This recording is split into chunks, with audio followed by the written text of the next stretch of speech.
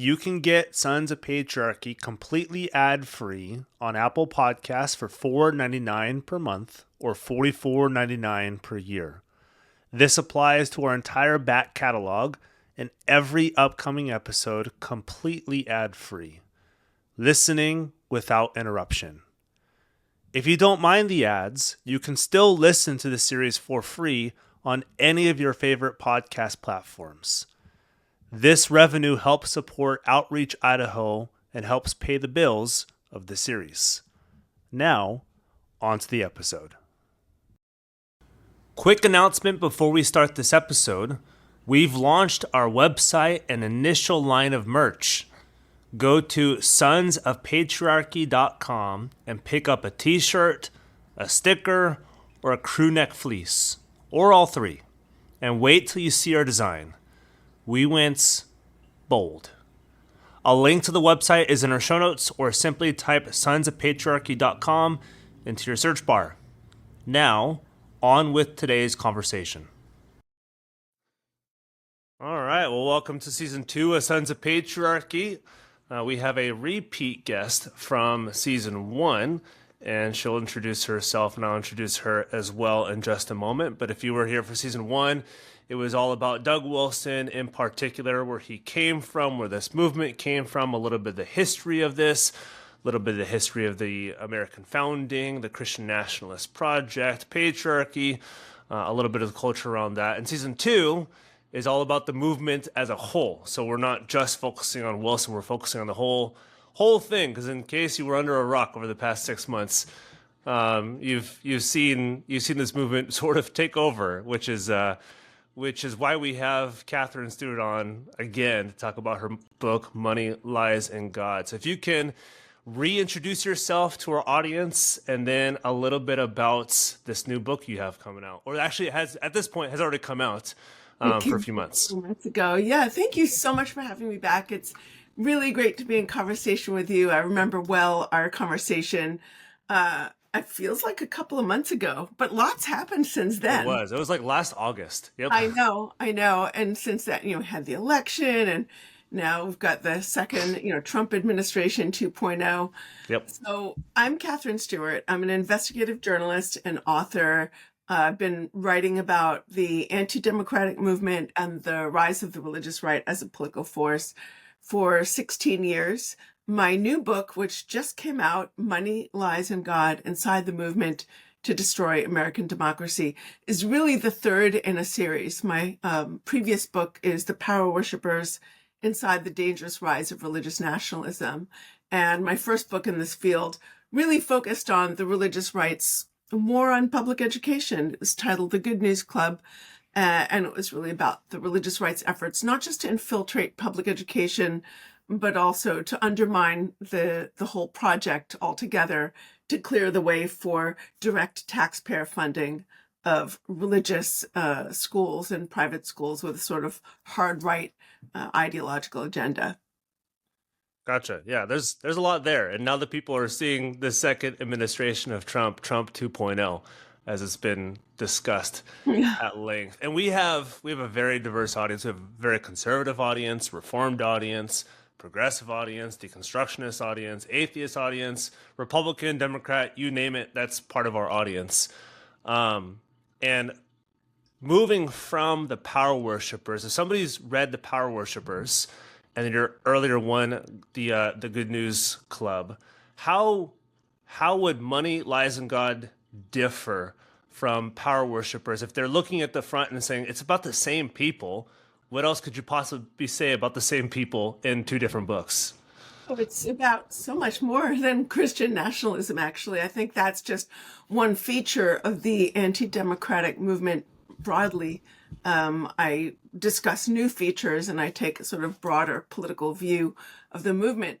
But just a little backstory about that. So after I published Power Worshippers in 2020, my idea, and I sold a book on this proposal, really, was to write a book about the global anti-democratic reaction involving different regions of the world. But as I started down that road, a couple things happened. First, I realized that unless you really know the language and history of a particular country and region, if you're familiar with its alliances, its sources of opposition, its sort of conflicts in the past, it's kind of hard to know exactly what you're looking at. I'm an American, and I can't just stuff everything into an American framework. So while I can write about efforts by, for instance, United States-based organizations to forge common cause with illiberal forces in other parts of the world, and I can sort of make some general observations about the rise of autocracy and the use of things like scapegoating and propaganda and disinformation to consolidate an authoritarian project, I can't really, I thought if I want to write in an in-depth way about, the rise of illiberalism, I should focus on the country that I know and understand primarily. The second thing that happened is, as I kept reporting on the anti-democratic movement, I could sense that it was really shifting.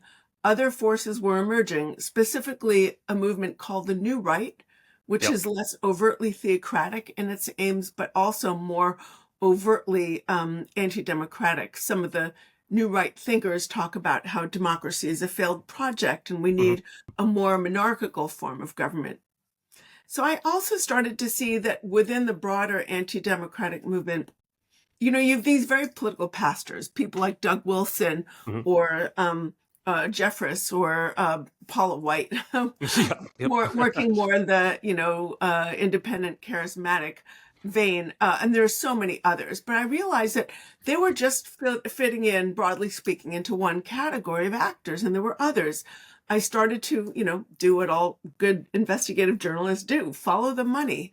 Look at the intellectual leaders of the movement, look at these sort of key strategists or power players, but also look at the foot soldiers. And it became really clear to me that these are really different groups with often very different agendas, modes of operation, things that actually motivate them, and sometimes working at odds with one another in certain ways, but when sort of swimming in the same headwaters, as it were. So I thought that sort of focusing on these different categories might be a really good way to underscore the fact that this is a leadership-driven movement. It has a cadre of thinkers, sort of intellectual leaders, but behind the anti-democratic reaction, and certainly behind the religious nationalism, is a giant wave of plutocratic cash.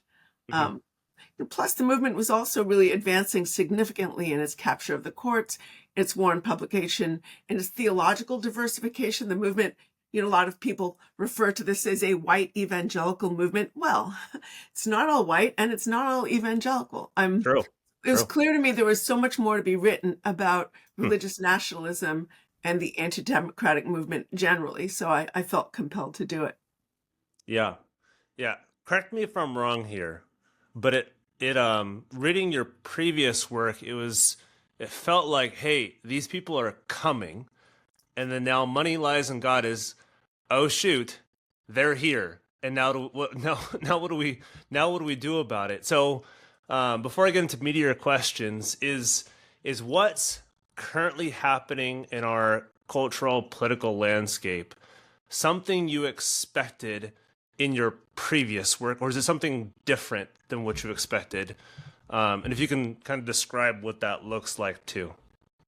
The pace of the destruction of key features of our democracy is shocking, but they told us what they were going to do. This is true. And they're doing it. They said they were going to destroy the institutions of a functioning democracy, or as they call it, smash the administrative state.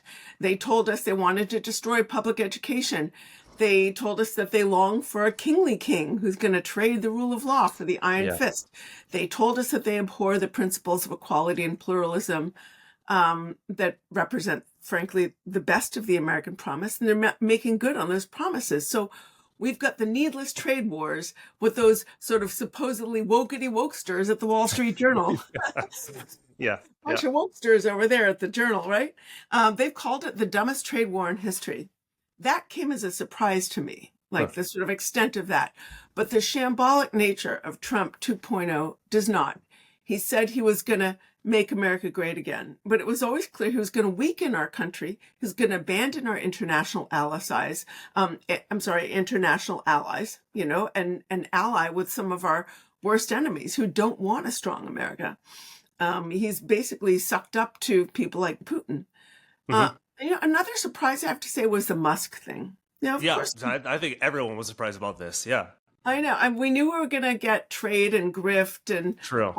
Trump was going to trade directly on the power of the political office. Now, the Trump Hotel, where all these sort of foreign governments would come and occupy multiple rooms, spend tons of money, it looks like child's play compared to the meme coin and his social media thing and the fact that let's figure this. Let's do the math on this. Okay, so you got the Trump administration claiming that they're very upset about the sort of, pro-Palestinian stuff on college campuses. And we know that Qatar, which is, ally, sends, support. Their sort of, their aspects of support for Hamas that come out of Qatar. A number of Hamas leaders actually live in Qatar. So the Republicans claim to be very upset about this and are using this as an excuse to destroy elements of campus funding, et cetera, And yet now Qatar is allowed somehow to give Trump a $400 million palace in the sky, which is an airplane that, he's saying, oh, it's not a gift. It's going to go live in the Trump library. It's like, do libraries house airplanes? But I get to use it for a while. Yeah, and I live next to the Nixon Library, and they did not house any transportation over there. And then meanwhile, Pam Bondi made, I think, $115,000 every month working as a lobbyist for Qatar. This is like a case of, and by the way, Qatar, as you may know, is the #1 foreign donor to American universities. They've donated up to $13 billion, that's billion with a B, dollars to American universities in grants and funding through various means. Some of the money is disclosed, others is other sources of funding are undisclosed. So is this a case of a snake eating its own tail? I just can't figure this out. But the kind of grift that we're seeing, we knew we were going to get. And so I want to talk about Musk and the tech bros. So we knew we were going to get this is the weirdest marriage I've ever seen, is the tech bros and the political administration. I know. So no American president ever. There's been corruption and American governance in the past, but what we're dealing with is really unprecedented. No president has handed an Elon Musk type oligarch who directly profits from government contracts. Oh, very sure. Yeah. Billions in taxpayer subsidies. He's been given unaccountable and unconstitutional ability to maraud through the government agencies, slashing and burning with impunity, taking food out of the mouths of the world's poorest children while he's enriching himself. It's really, really tragic. So the combination of corruption and authoritarian overreach that we're also seeing in our government today makes the present situation unique and exceptionally dangerous. Yeah. Question before I get to my next one, as a bridge, and I could be wrong. Growing up, I grew up in conservative Christian circles, and conservative Christian circles have been married to the Republican platform for a long time. But the Republican, and I'm 34, so I don't have history behind me, but the Republican platform, my recollection is they have fought for limited government, and not libertarianism necessarily, but they're kind of a halfway point. That's at least how it was explained to me, kind of a halfway point to libertarianism. It's, hey, government, we need less control, we need less regulation, which seems like the exact opposite of what they're doing now. It's, no, actually, government needs to put more regulation. We need to do more stuff. We need to clamp down on this, or we need to clamp down on that, or we need to establish Christianity in the land. It feels like they're going in the opposite direction of the Republican Party, at least that I recall growing up. I don't know if I have that wrong, or if that's what you've seen, or if you see something different. I think the wheels have frankly fallen off of the Republican Party. Let's think about what happened in an earlier era where Nixon, for instance, tried to subvert the Department of Yeah. Justice. His own party said, no, you can't do that. That's Yeah. unconstitutional. You have to go. That is not happening anymore. I mean, what Nixon did is what Trump does every single day before breakfast. Exactly. Yep. You know, metaphorically speaking, he is breaking rules. He shifts the goalposts. He shifts them again. He shifts them again until they're no longer even on the playing field. And I think that it's really sad, actually. I think our country functions best when we have two functioning political parties, both of which want the best for our country Yep. and the best for America, and might have different ideas about how to get there, but at least have some sort of national interest in mind and some kind of legal apparatus, legal justification for what they're doing. But is not just the only justification that Trump has for many of these things are self-interest, and it's really sad that his party's not standing up to that. Yep. Very true. Yep. So now going into the meatier parts of the book, something that is apparent throughout this book is the Republican Party is both extraordinarily well-funded, extraordinarily well-organized, and has people in places of power now that either they didn't have before or just wasn't as clear or as out in the front as it was before. So what is the far right doing that the left or progressive party, whatever you want to call it, Democratic Party, isn't doing, or just isn't doing at the scale, or isn't doing with near the precision that the right side is doing? You got it. They don't do it with the same precision, and it's like they're often bringing like a knife to a gunfight. I mean, the right invests in organizations and people. The strength of this movement is in its dense organizational infrastructure, the fact that it's very long range in its thinking. By investing in organizational infrastructure, much of which functions as a giant voter turnout machine, you know, they turn out votes for a candidate that they like. And by the way, the candidate has to conform to their positions in order to get their support. So it's not the politicians in control, it's the movement that's in control. And if the politician loses their race for whatever, well, too bad, but the organization is still there. The investment is still working, and it can turn out support for a different candidate. What the other side invests in is more like individual politicians who, number one, might not need the war chest that they have. Their war chest might be big enough. And number two, and also if they lose their race, well, then where does that money go? And second, they invest often in technocratic solutions. So, and often those sort of organizations working on a particular policy issue operate in silo. They're not operating in tandem with other organizations. They're not sort of coordinating their messaging. So I think that this movement, there's sort of a hard anti-democratic right. By the way, it's a lot of the rank and file. They're just, when they vote to end abortion, say, or they want to defend the traditional family, they're not aiming to destroy democracy as we know it. They're just kind of making and they're definitely not aiming for lower taxes for the super rich and more taxes for themselves.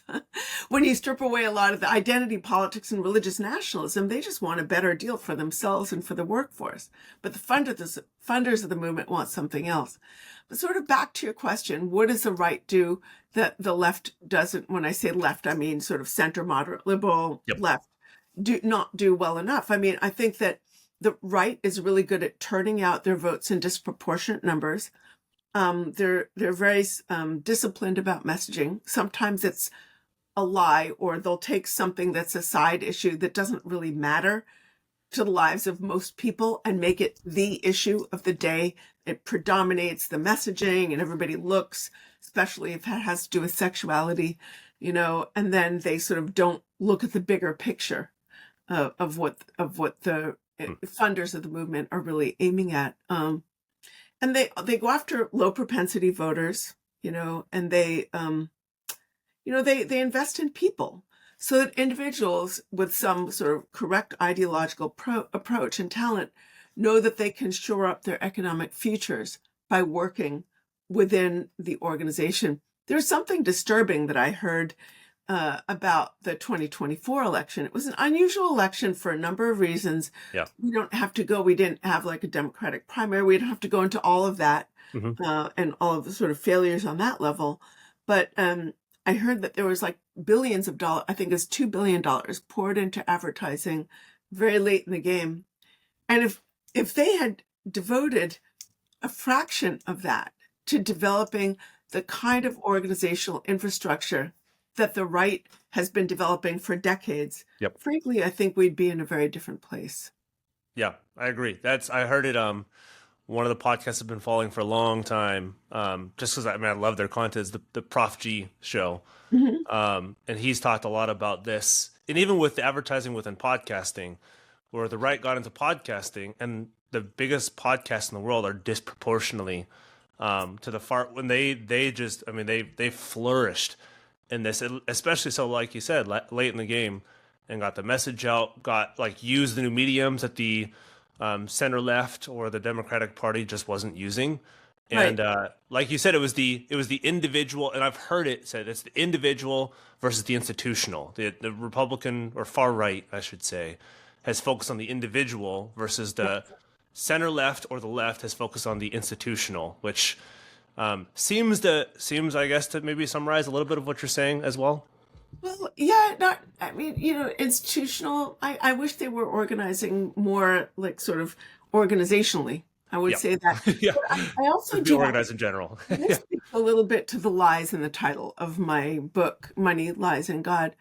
The movement relies on conscious disinformation, misdirection, and conspiracism for spreading, mobilizing voters. So there are things that those of us who care about our democracy, when I say we, again, I mean Big Tent here, we would do well to note their determination, their development of their organizational infrastructure. We would do well to make note of the fact that they, turn out their base and go after low propensity voters.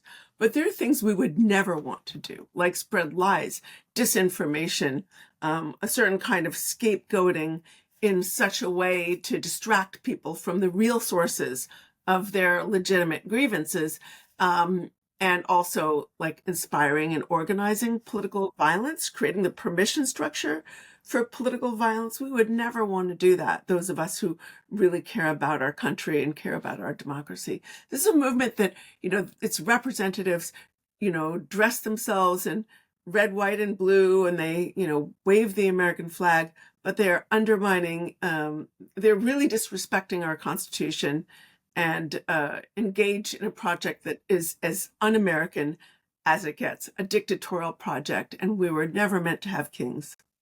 Yep. Yeah, absolutely. Immoral kings at that.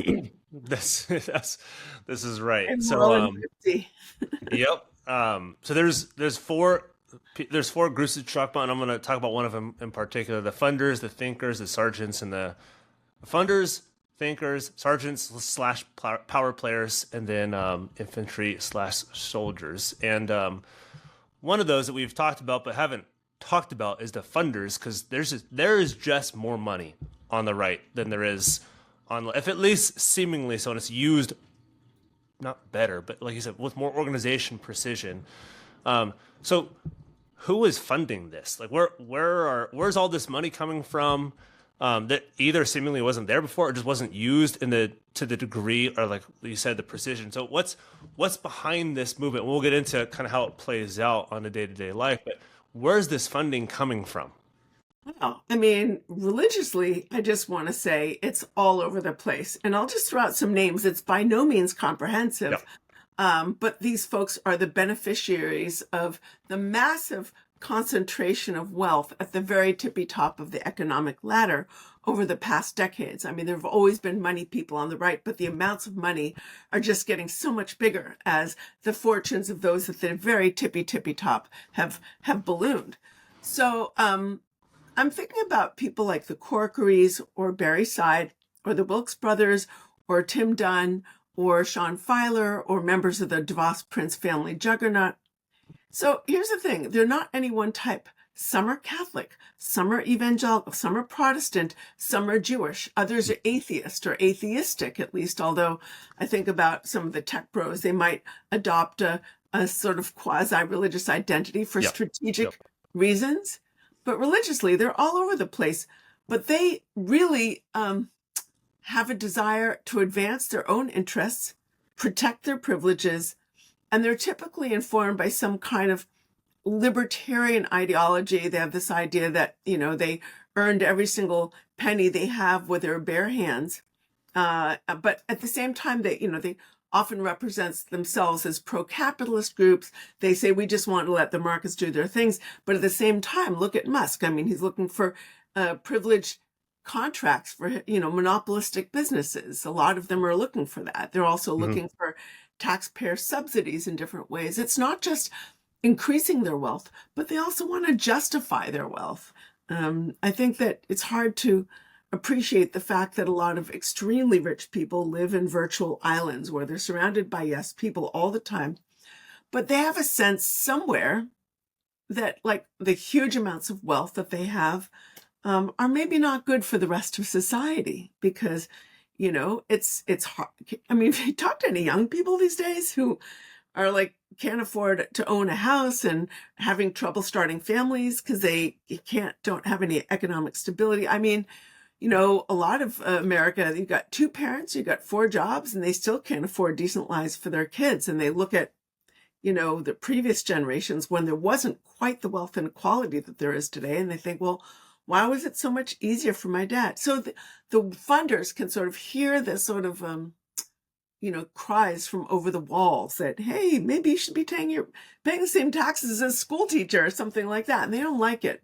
So they sort of gravitate to these sort of thinkers who will not just help them increase their wealth, but also justify these massive concentrations of wealth. Here's the thing about the funders. I would say some of them are driven by religious and cultural goals. I think in some ways, like I think about people like the Corkerys or the Wilkes brothers. Some of them, frankly, when you drill right down, they really just seem kind of motivated by their own wealth and desire to live this incredibly privileged life. But they agree on the need to smash liberalism and what they call the administrative state.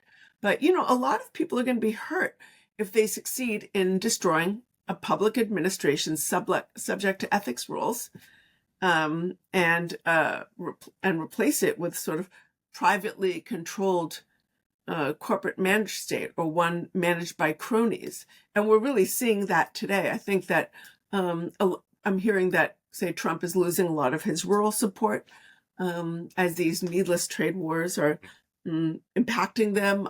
True. A lot of Republicans who are hurting because of the loss of services to perhaps their disabled children in their public schools, or because their health care is getting cut, or because they can't afford the price of goods anymore, or they're losing their jobs. I've heard that I speak to people who voted for Trump and now really regret it.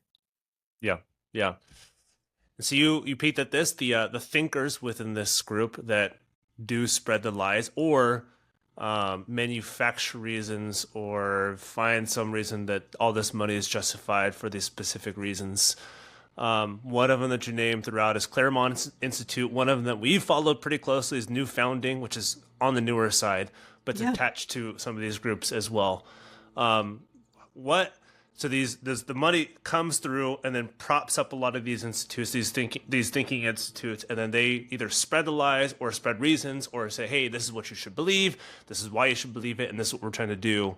Who are some of those institutes, and then what is that role that they're playing for those who are imbibing their content? Yeah, I mean, I think there are a lot of different groups. Look at Project 2025. It was that 900-page blueprint for the current Trump administration. It's put together, of course, by Heritage, which is a think tank itself, but with the collaboration of over 100 organizations. And it's really a marriage of the new right and religious right. A number of Claremont, affiliated individuals contributed to Project 2025. Claremont is very powerful. They have a very deep network that is now connected with, Republican politics. A good number of Trump's cabinet members and employees are Claremont affiliated. Mhm. So, they've really taken up power in Washington, D.C. And I think that, many thinkers affiliated with Claremont and some of these other groups, including New Founding, they're purveyors of a kind of ideology that's, I mean, can we call it neo-fascist? Are we allowed to Yeah, use I that think we word in this I think we podcast? can. Yep. I mean, it's driving much of the politics in Yeah. the Republican Party today. I mean, when you hear about somebody talk about quote unquote woke, and then you Yeah. hear them describe that as a form of tyranny or an actual national emergency as opposed to perhaps an annoyance, right? Yeah. Like the fact that somebody might choose to, I don't know, use a pronoun or something, which, a lot of most people don't, but sometimes people do, whatever. And they see this as a national emergency. Or when you Yep. when you hear people claiming that the institutions of culture have all been uniformly captured by a leftist revolutionary elite of woke communists, because everybody who, from rhinos to anybody who's not on board with their agenda, is apparently woke communists. These are all ideas manufactured by new writers, and they're used to justify an authoritarian response. Yeah, I won't name the names that I've listened to some of the interviews that you've been on and some who've been asking about the woke agenda. And I won't name those who've been asking about this. And this is part of our interview in season 1 was I asked you about the woke agenda because that's the thing we always get talked about is you're talking about abuse in the church, you're talking about Christian nationalism and patriarchy and the downfall of democracy, but really what's a problem is the woke agenda. And then, like you've asked some people, then you ask them, what is the woke agenda? And then it's either there's a poor response or it's like, it's really not that big of a deal, even if it is a big of a deal. And you don't sound like you can describe it all that well, which makes it sound like it's not much of anything. It's, like you said, manufactured by some of these institutes. Listen, I call the anti-woke derangement syndrome. Yeah. I really do. You know, I, I it's like saying the grading system at school is so unfair. I have to plant a nuclear device under the school. Right? Yeah. It's the ultimate throwing out the baby with the bathwater. Yeah. Or it's like saying, well, my babysitter has a nose ring and it's super annoying, so I have to leave my kids now with a convicted child molester. You know, um, it's basically a convenient excuse for a nihilistic fantasy. Yeah. At one point it was fodder for fringy podcasts, etc. It seemed a bit good for a laugh, but it now controls all the levers of power in our federal government. Yeah. It's used as an excuse to take a sledgehammer to vital government services, a sledgehammer to our national security apparatus. It's used as an excuse for the entire dismantling of the scientific establishment that has made us the envy of the world and been a huge generator of economic success. And if the only justification for all of that and the election of a grifty sociopathic dictator, I mean, if your only excuse for that is that somebody might have used a pronoun, I think you need to think about whether you've fallen into a trap that the right has set for you. Hmm. Um, you know, uh, and that's what the right wants to do. They talk about this stuff nonstop. Like I was at not Reawaken America. I was at a MAGA Fest. No, I'm sorry, it's called America Fest. Charlie Kirk's Turning Point USA annual conference. It was 20,000 hardcore MAGA supporters at the Phoenix Convention Center. America has a lot of problems. Okay, so we've got economic challenges for too many American families. Gun violence is the leading cause of death among children and adolescents, which is disgraceful, an absolute tragedy and a disgrace. A lot of Americans go bankrupt because they can't afford health care. We've got some real international, issues that we need to address in order to shore up our country's security. And we've got economic challenges. A lot of families can't afford the price of eggs or the cost of milk, or, Yep. have to make hard choices at the grocery store. But what do these speakers focus on? They spoke, would say maybe 2 out of every 3 speakers talked about the issue of transgender women playing on sports teams. Now, according to the head of the NCAA, it's called the sort of National Collegiate Athletics Association, there are, he said, fewer than 10 transgender athletes playing out of 500. Now I think it's up to 530,000. Okay. Do these issues deserve some support? Perhaps from sports authorities or perhaps from endocrinologists or whatever, Yep. but they do not deserve the billions of words and likely millions of votes that they collected. But they are a massive distraction. I think of them as like the laser pointer cat toy that, Yeah. you got a cat jumping at this little red thing and it's not looking at the fact that the house is on fire. Yeah. Yep. Yeah. It doesn't mean, like you said, it doesn't mean no response, but it's the magnitude of response that gets versus other things that are of a much more pressing need and much larger need, societally and nationally. I think what people call wokeism is frankly a trivial problem in comparison with what anti-woke derangement syndrome is enabling. So, I think that, here's another thing. If you talk to people on the moderate liberal left or even supposed wokesters, right, rather than relying on talk radio or Telegram or your local Sinclair TV news for information about liberal ideas and goals, you're going to find that the one and only goal of the Democratic Party is not to change everybody's gender or force everyone into Marxist struggle sessions. There's nothing inherently woke or unwoke about healthcare access, about progressive taxation, about investments in scientific research, about improving public education, infrastructure building, consumer protection policies, living wages, common sense gun reforms, or defending individual rights, or any of these other liberal goals that are much more at the heart of, I would say, the pro-democracy coalition. Yeah, very true, very true.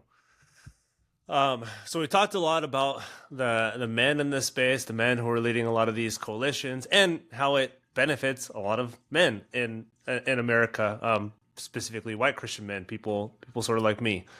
I don't think it actually benefits men. I'm gonna tell you that. Yep. Yeah. So I'm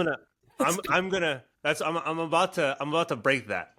But it's you talk about this in your book where like that. So that's both the assumption, and then in some ways it doesn't. In some ways it does. But also just how many women are part of this movement too, and either teaching it to other women or teaching it to the kids, whatever it may be. But it's, like you said, it's not just a male-dominated space. It's got a lot more females in this than I think either the left or the right understands on the right side.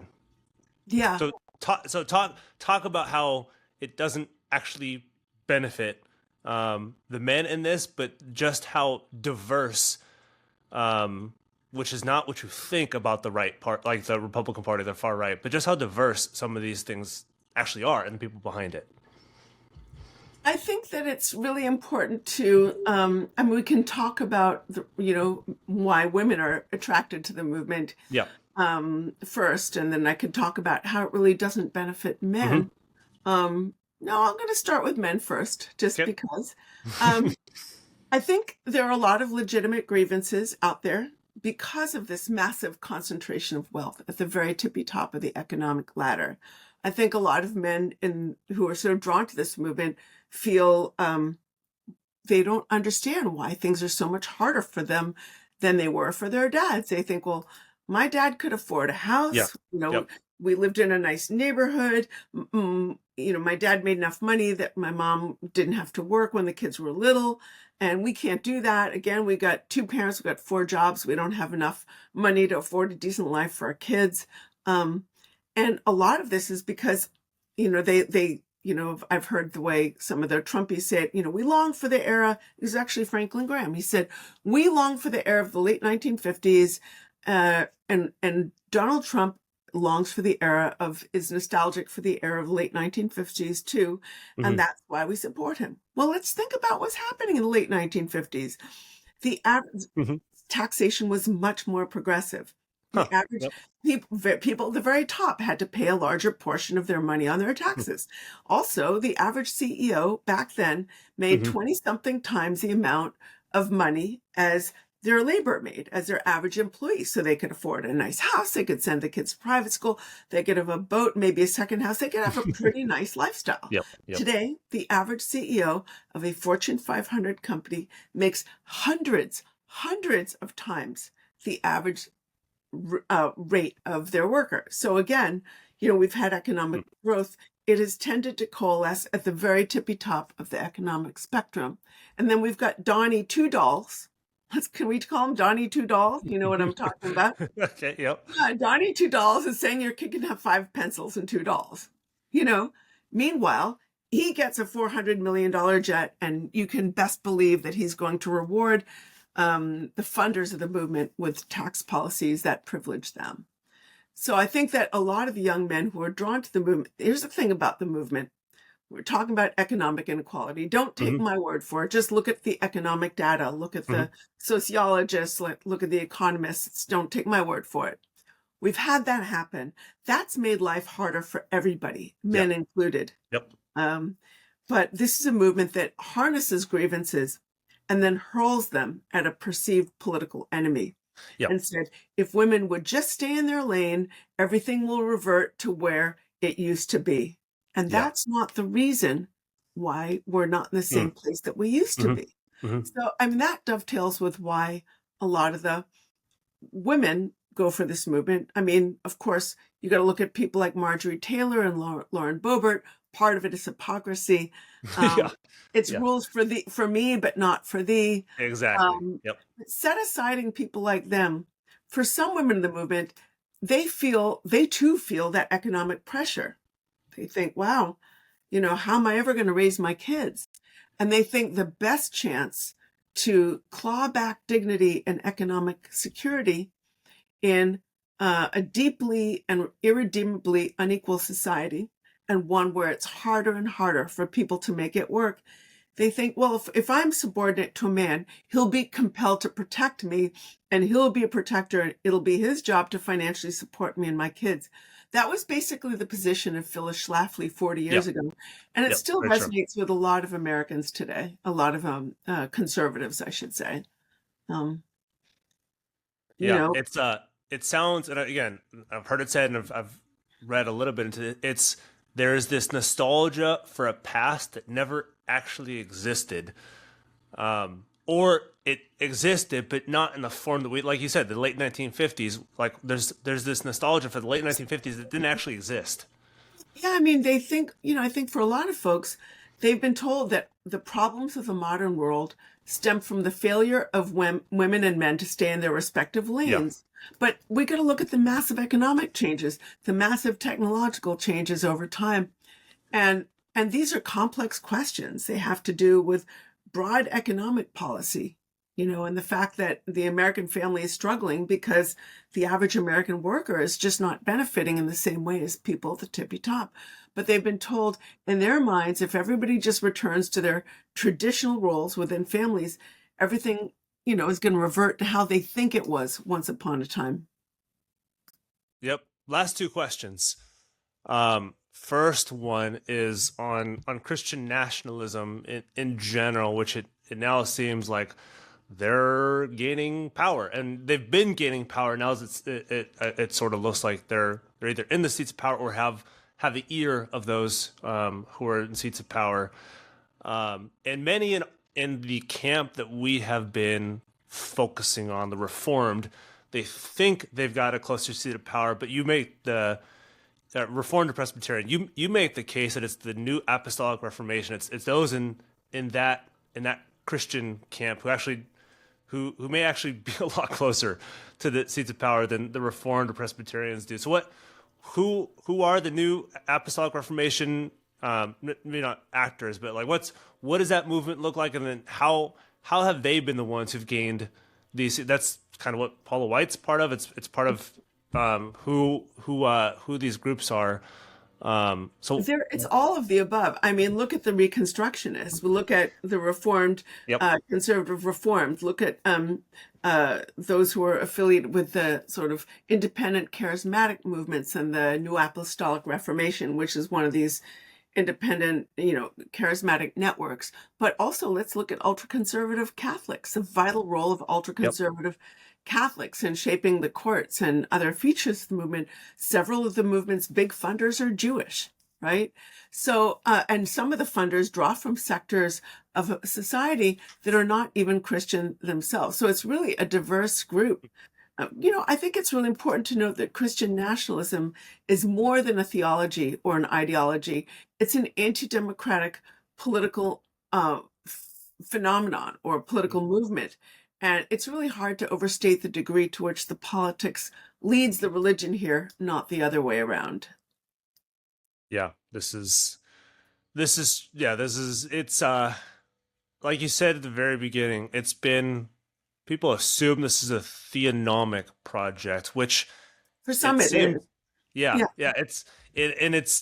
I think people thought there'd be like less government oversight, and now the church rules, but it's not the opposite. It's the wrong way of putting it. But like you said, they're now deconstructing, which we talked about this in season 1 with you, Jerome Kopolsky, Kevin Vallier, and a few others who talked. This is an inherently anti-democratic. That was the point of Reconstruction: is we needed to deconstruct the democracy and then reconstruct whatever it is that they were going to put in its place.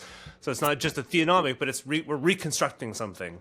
The funniest thing when you talk about theonomic is like, whose interpretation of the Bible are we looking at? Exactly. I Yeah. mean, there's a whole, I think many, if not most American Christians reject the politics of conquest and division Yeah. that this movement represents. And you can see a privileging of certain political religious forms of the faith. I think about Sean Foyt, who sort of wandered into the US Capitol a number of times. He's boasted about it. Wandering into the Capitol and, praying sometimes with people like Lauren Boebert at his side, sometimes as an individual, sometimes with a band, and just sort of having a prayer ceremony sort of spontaneously. And then if you think about people like Reverend Barber, who got arrested in the Capitol for doing the same thing, essentially, praying in the Capitol for a just budget, I think, which was the Republican budget was going to cut a whole bunch of Medicare. Maybe it still is. And he was praying that, would, be a merciful budget. And he gets arrested. And I think, well, this is, whose version of Christianity is getting privileged here? Like, when you've got a double standard like that, it's pretty clear what's happening.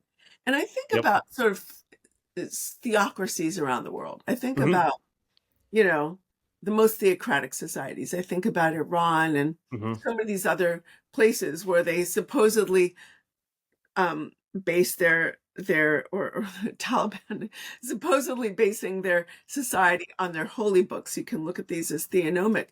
It's a certain interpretation of their holy texts that they're doing. So other societies that have are more sort of have different interpretations of their holy texts, and are not insisting.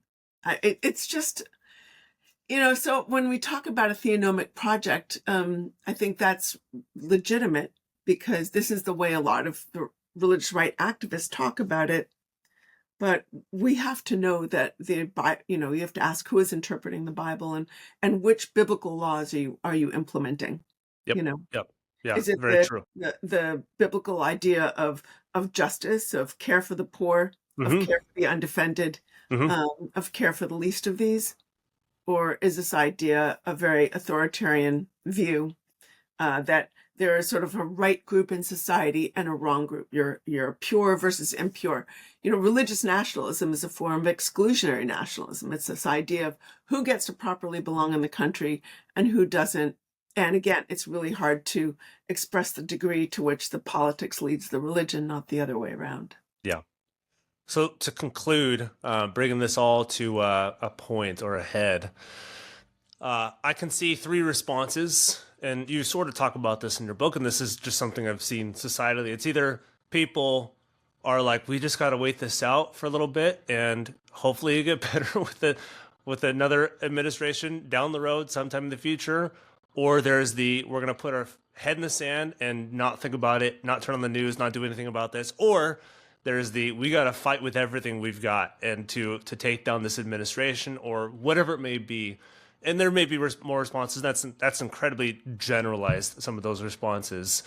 But after having done this research, after having written this book, and towards the end you talk about some practical applications, what is Katherine Stewart's wisdom for what should we do? Well, we only have a few minutes left, and I encourage anybody listening to read the book. I get into some of the suggestions in more depth at the end of the book, but I will say that there is no magic pendulum in the sky that's coming to save us.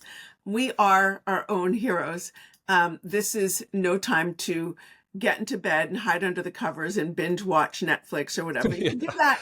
You can do that at the end of the day, but this is really the time for moral courage. Think about, I was listening to Steve Bannon speak at America Fest, and he said to the crowd, he said, when you lost in 2020, you didn't get into bed and suck your thumbs. You got out there and you determined to fight. So what do? They did things we would never want to do, like spread lies and disinformation, find new populations to evangelize with their lies. They, legitimized political violence, right? We wouldn't want to do those things. But what they did right was they went after their base. They turned it out. They went after low propensity voters. They found new populations to reach to.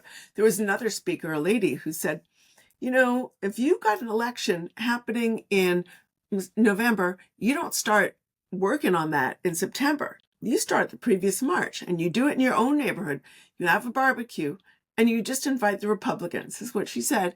And she said, don't even talk about politics, just get to know people. A couple months later, maybe in May, you reach out and you start talking about issues. And then in September, you say, have you made a plan? Ask them, do they need childcare so they can vote? Ask them, do you need a ride to the polls? And really talking about developing community-based infrastructure. And it was impressive in a way. And I think that, we could, each of us have spheres of influence, to borrow from the language of the, NAR affiliated groups. Each of us have a sphere of influence, and whether there's no substitute for the vote, no substitute at all, because we can't make the fundamental changes that we need to help restore our democracy and improve our society, to create a more better, perfect union, a government of, by, and for the people, unless we win substantial, a substantial share of the vote to give us the political power to do that. So we have elections in less than 2 years. It's really important to impress upon people the importance of voting, not just in national cycles, but, in every cycle, and to vote all the way down the ballot.